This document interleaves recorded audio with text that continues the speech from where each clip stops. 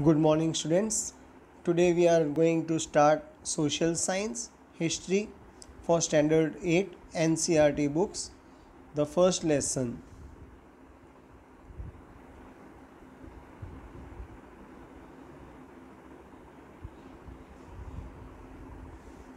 The name of the lesson is how, when, and where. How means કેવી રીતે, when means ક્યારે, and where means ક્યાં. Other questions are also important in history. What happened, why it happened, શું બન્યું, કેમ બન્યું. There are other questions also, but let us deal with the lesson now. How, when, and where. How important are dates?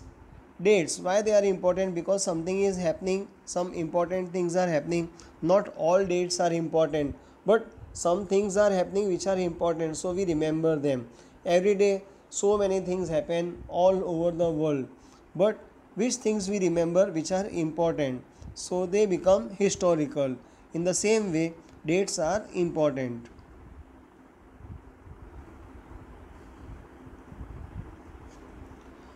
How important are dates? There was a time when historians were fascinated with dates. Fascinated. Historians who write history, who write about the past, who see the things and write, note it down, record them. What is history? It is a record of the past, we can say. Every day something is happening, many things are happening, but do we remember all the things associated with that date? No. Whatever is important, we remember that, and it becomes history. Like that, history is nothing. Whatever is passing, it is becoming a history. We create our own history every day, but it is not important, so we do not remember. When we are born, we keep it as our birth date, so it is important for us because we were born. Death date, birth date, marriage anniversary, like that. Events, many events may be there, but not all the events. History is nothing. Whatever is passing is known as history, and that is passing on a particular date. So dates are important, so they attracted. Fascinated means attracted the historians. There were heated debates about the dates on which rulers were crowned or battles were fought. What was history previously? It was about kings, about their events, about their crowning, તાજપોશી, about the battles, યુદ્ધ જે થતા હતા એના વિશે લખાતું હતું. તો એ બહુ important હતી. બાકી સામાન્ય જે બનાવો બનતા હતા એ ઇમ્પોર્ટન્ટ નહોતા. In the common sense notion means common idea, notion means idea. History was synonymous with dates. History means dates and events. Dateline, we prepare a dateline in history. Synonymous means it is having meaning with a date. You may have heard people say, I find history boring because it is all about memorizing dates. Is such a conception true? Now, I have known, or you may also have felt, that SS is boring. I have heard students are saying that SS is boring. Why? Because it is about the past, it is about the dates and events of the past. There is nothing about the present or current event. Is such a conception, is such an idea true? There is a question mark. So, is this thing true that history or social science, or especially we are dealing with history now, so it is boring? How can we say like that? So let us go and see whether this concept, this idea is true or not. History is certainly about changes that occur over time. Not on a particular day something happens or occurs. Changes occur over a time period. It is about finding out how things were in the past and how things have changed. What were the things, how they changed, what new things came out of it. That is known as history. As soon as we compare the past with the present, we refer to time. We talk of before and after. Before and after. What was before and what happened after it. That is known as history. We compare the past with the present. What is happening today, how it was previously, like that. Suppose today, who is the ruler? There are many less countries, we can say, or regions where kings rule today, but previously always kings were there. So this is what we say past. It was about monarchs and kings. Democracy was not there. But today, after means today, present time, we say that is very less, and democracy is generally seen all over the world. Living in the world, we do not always ask historical questions about what we see around us. We take things for granted, as if what we see has always been in the world we inhabit. Now, living in the world means at present, we do not always ask historical questions. We know SS social science means it is related with the society, geography is there, civics is there, economics is there, history is there. So, do we ask questions for everything about the past? We take things for granted. We assume things as it happened, as if what we see has always been in the world we inhabit. We think that the democracy was there always in the world because we don't know about the past. But most of us have our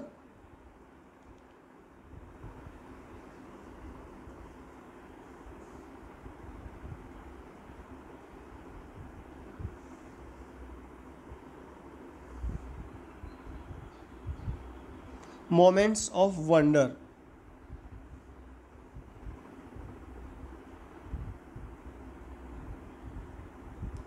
When we are curious and we ask questions. Moments when we feel that why it happened, what was there, we are attracted to such questions. We have moments of wonder. Wonder means we think when we are curious, we want to know something, we are curious, eager to know, and we ask questions that actually are historical. Then when we ask such questions, they are historical. Watching someone sip a cup of tea at a roadside tea stall, you may wonder, when did people begin to drink tea or coffee? Now, when we see something, when it started, we generally ask this question. So, when we see drinking tea at the roadside stall, coffee, sipping coffee, we think when it started. Looking out of the window of a train, you may ask yourself, when were railways built and how did people travel long distances before the age of railways? Today we see modern communications, modern modes of transport, but were they always there? Then how did people travel before that? Before the aeroplanes, before the ship, before the railways, before the vehicles, how did they travel, go from one place to another? Reading the newspaper in the morning, you may be curious to know how people got to hear about things before newspapers began to be printed, how people came to know what is happening in the world before this print media was there.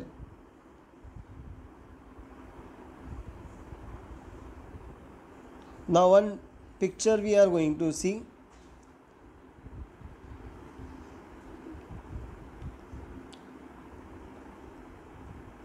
It is by J. Rennell. You can see this clearly. Brahmins are there. They are giving Shastras to the Britishers, or Britannia as it is called. Here is the description of figure 1. Brahmins offering the Shastras to Britannia frontispiece to the first map produced by James Rennell 1782. What is frontispiece? It is an illustrated page before the title page of a book. Pushed page we can say. Rennell was asked by Robert Clive to produce maps of Hindustan, an enthusiastic supporter of British conquest of India. Rennell saw preparation of maps as essential to the process of domination. Now, Rennell saw that maps are important for domination. The picture here tries to suggest that Indians willingly gave over their ancient text to Britannia, the symbol of British power, as if asking her to become the protector of Indian culture. They are telling that let Britain protect us, the Indians, and so they are handing over the text, or we can say our Shastras, to them. Let us move further.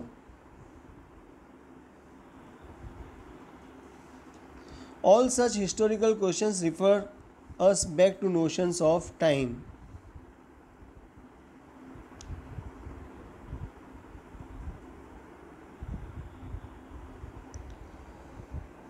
time, past, present, future, tenses we learn in English, they are all related to time. So historical questions are about the past time, but time does not have to be always precisely dated in terms of a particular year or a month. Something can happen at a particular time, but some things take a long time to happen, or that particular thing happens over a duration of time, maybe month, maybe years. Sometimes it is actually incorrect to fix precise dates to process that happens over a period of time. This is what I told you. Process takes a long time. It cannot happen at a particular time. People in India did not begin drinking tea one fine day. Tea did not start all over India at a particular time, at one time, on one day. They developed a taste for it over a time. There can be no clear date for a process such as this. So process does not have a particular, it can start, but when does it complete, when people adopt it, we cannot say. So it is a duration of time, not a particular time. Similarly, we cannot fix one single date on which British rule was established. When was British rule established? We cannot say on a particular date, or the national movement started, or changes took place within the economy and society. All these things are having a duration of time, not a particular time. All these things happen over a stretch. Stretch means duration, over a long period. We can only refer to a span of time, an approximate period over which particular changes became visible. Span means duration of time. Some months, some years it took. An approximate period over which particular changes became visible. So changes, they happen in a duration, not on a particular time. Why then do we continue to associate history with a string of dates? So why do we study dates? Why do we associate dates with history? This association has a reason. It has a reason. There was a time when history was an account of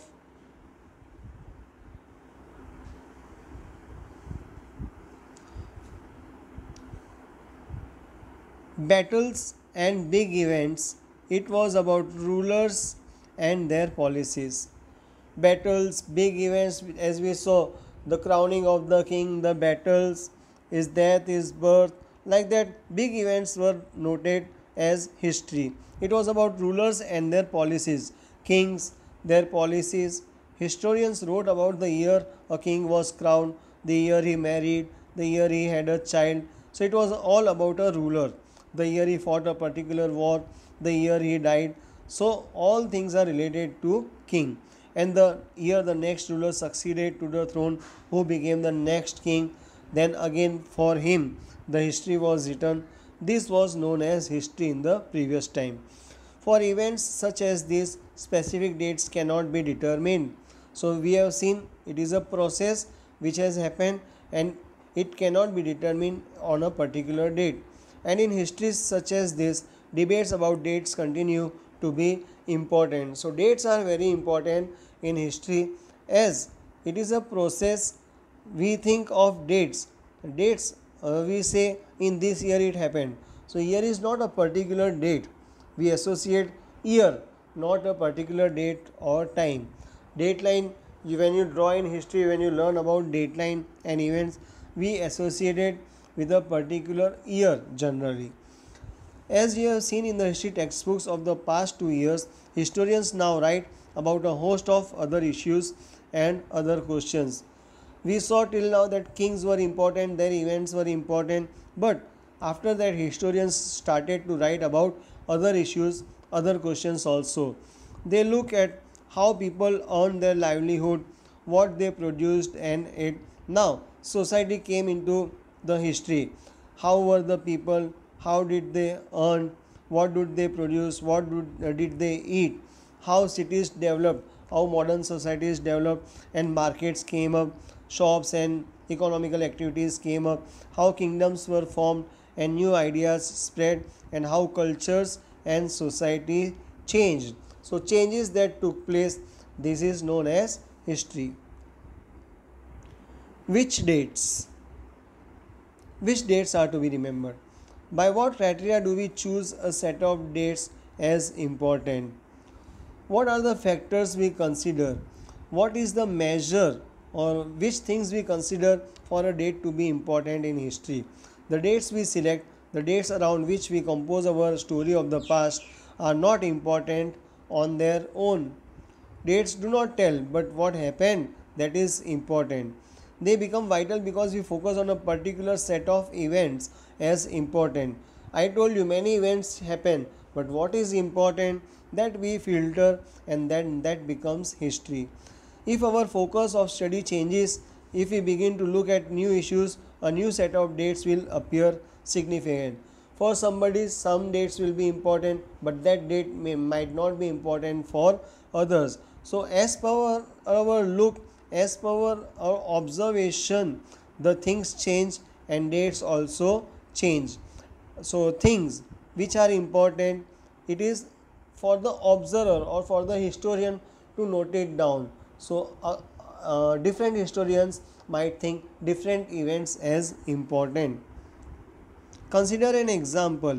In the histories written by British historians in India, the rule of each governor general was important. Every governor general who ruled over India was important. These histories began with the rule of the first governor general, Warren Hastings. He was the first governor general. So they started writing about him and ended with the last viceroy, Lord Mountbatten. And when India became free, Lord Mountbatten was the last ruler of British or last viceroy, we can say, in India. In separate chapters, we read about the deeds of others. Many events happen, but we read in different chapters. Now you can see here one advertisement is given. Advertisements help create taste. Why do we advertise? To create taste, to attract the viewers to purchase that thing.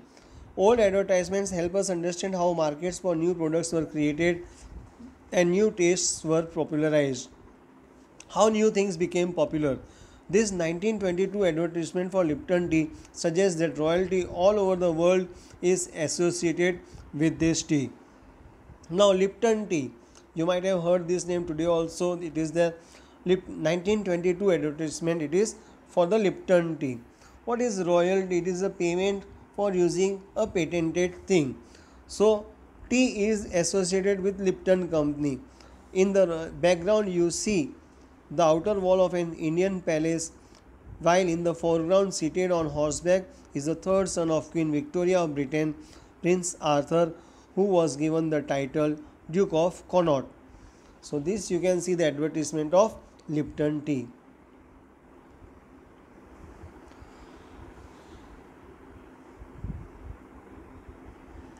Then Warren Hastings, Wellesley, Bentinck, Dalhousie, Canning, Lawrence, Lytton, Ripon, Curzon, Harding, Irwin. These were the Governor Generals of India. It was a seemingly never ending succession of Governor Generals and Viceroys. Though they were administrative heads of India who took charge for the Britain, King and Queen ruled over Britain. Here you can see Queen Elizabeth. All the dates in these history books were linked to these personalities. So they became important as they were the rulers of their time, to their activities, their policies, their achievements. It was as if there was nothing outside their lives that was important for us to know. We read about them only, their events, their happenings about around their life. Nothing etc. or extra was there. The chronology means happening of the events by date, we say chronology of their lives mark the different chapters of the history of British India. So the whatever was written about their lives, that became the history of India, British India. Can we not write about the history of this period in a different way? Now, whatever was written about them, they were Britishers, so they wrote about their own people. But if Indians wrote, then if Indians wrote history, will they write this or will they write about them? No, they will write about India. So in this way we can say history is different from view. whoever is the writer. How do you focus on the activities of different groups and classes in Indian society within the format of the history of governor generals? Many things happen about the social life of Indians, but we only read about the governor generals and their life. When we write history or a story, we divide it into chapters. We divide into paragraphs a story. In the similar way, history is written in different chapters. Why do we do this? Why? What is the reason? It is to give each chapter some coherence. Coherence means logical interconnection, that some events are related to something, so that becomes a chapter, or it is categorized in that way. It is to tell a story in a way that makes some sense and can be followed in the process.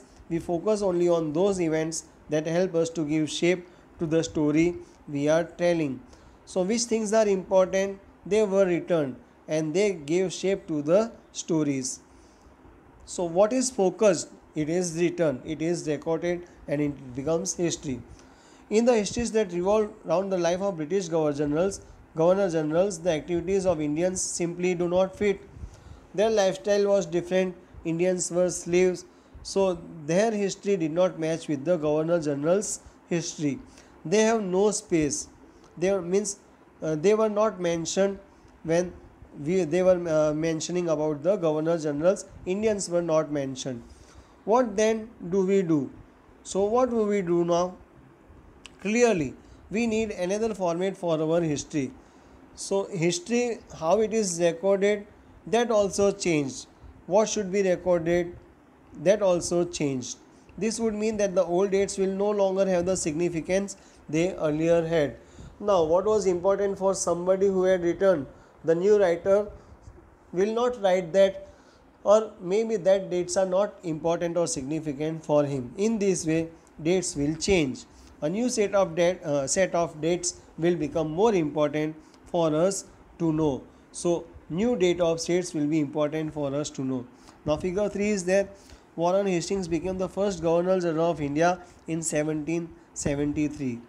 While history books narrated the deeds of Governor Generals, biographies glorified them as persons and paintings projected them as powerful figures. So, everywhere you can see whatever was written, that was about the life of Governor Generals. How do we periodize? How do we make a set of dates or categorize some activities for a particular date or a particular year? In 1817, James Mill, a Scottish economist and political philosopher, published a massive 3-volume work, A History of British India.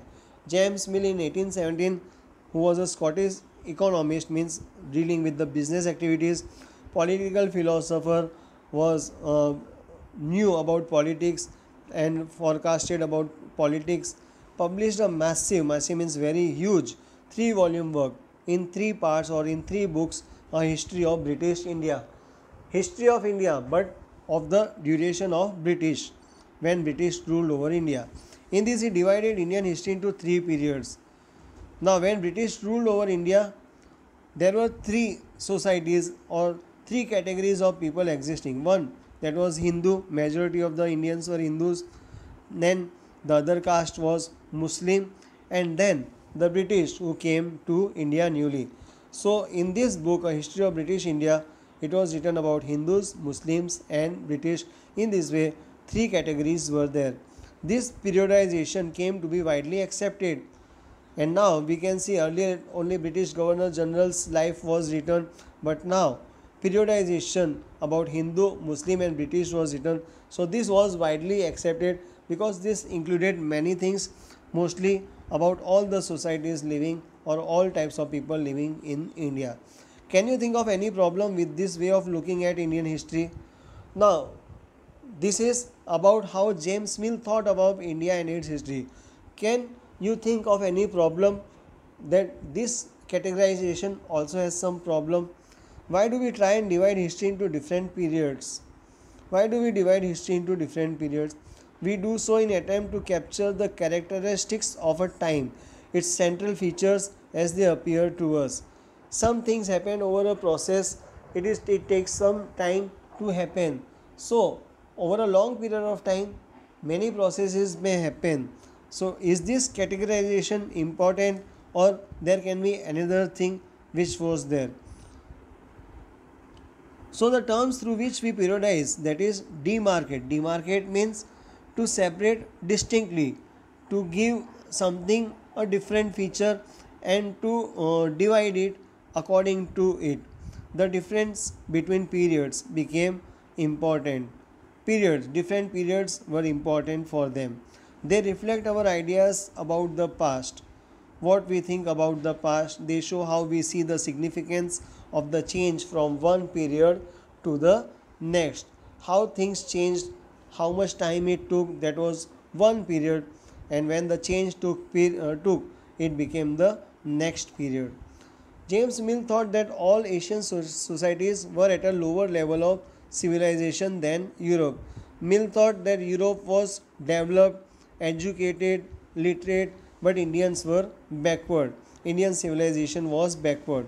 According to his telling of history, before the British came to India, Hindu and Muslim despots ruled the country. According to him, before the British rule or British came to India, Hindu and Muslim despots means cruel rulers, powerful monarchs, we can say, whatever they told used to happen. They are known as despots. They ruled the country before British came. Religious intolerance, which were the drawbacks of Indian history at that time or civilization. Religious intolerance. Hindus, they did not tolerate about Muslims. Muslims did not tolerate about Hindus. Caste taboos. Caste taboos. What is a taboo? We say prescribed by society as improper or unacceptable. Sati system was there, then caste system was there. Shudras were not accepted by the society. These are known as taboos. Child marriage was there. Many things you have read about taboos. And superstitious practices dominated social life. Many things were evil in the society which are not there today, which I have already told you. British rule, Mill felt, could civilize India. So Mill felt that British could civilize India, make them learned, and change the Indian way of thinking, make them modern, leave these superstitions and old traditions. To do this, it was necessary to introduce European manners, arts, institutions, and laws in India. For that, a European look should be given to the Indian culture, their manners, their arts, their institutions, academics, then laws in India should change. So this change was felt, and Mill felt that these changes will happen and India will become developed or learned. Mill, in fact, suggested that the British should conquer all the territories in India to ensure the enlightenment and happiness of the Indian people. To make the Indian people happy, to change the things in India, the culture, the superstitions and drawbacks, Indians should have a taste, or they should be cultured according to Europe. Then they will become happy, like this Mill thought. For India was not capable of progress without British help. Britishers only can do this, and with their help only India can change. In this idea of history, British rule represented all the forces of progress and civilization. How progress will be there, how civilization can change. British rule represented all these things. The period before British rule was one of darkness. They thought that previous history of India is full of darkness. Can such a conception be accepted today? We glorify our past, we glorify our India. We say Bharat Sone ki chidiya, means we know that India was very prosperous, how it traded with European countries, how European countries were dependent or on India, how great our rulers were, our epics, Ramayana, Mahabharata and everything. So, was it of darkness? અંધારું હતું બધે? No, we cannot accept it today, as James Mill told. In any case, can we refer to any period of history as Hindu or Muslim? This also we cannot say, we cannot divide it, because it was simultaneous. Both the things were happening at same time. Did not a variety of faiths exist simultaneously in these periods? Simultaneously at the same time, Muslims were rulers were also there, and Hindu rulers were also there. Why should we characterize an age only through the religion of the rulers of that time. So the religion of the rulers, or which rulers rule, we should not accept that. Only rulers were not there, even society was there, people were there. So everything should be included in history. To do so is to suggest that the lives and practices of the others do not really matter. Does society not matter? Praja, we say, the public. Did it not matter? Yes, definitely. We should also remember that even rulers in ancient India did not all share the same faith. Nobody had same faith. They really believed different rulers believed different things, different faiths, different religions were there. Moving away from British classification, historians have usually divided Indian history into ancient, medieval, and modern. So, this now, as we saw, different types of categorizations were there. Now, there came a categorization of that ancient history, medieval history, and modern history. This division too has its problems, but as we say, whenever new thing happens, after it is observed, some problems are there. So everything is not included in something. Some things are included everywhere, not all the things. So without problems, categorization was not there.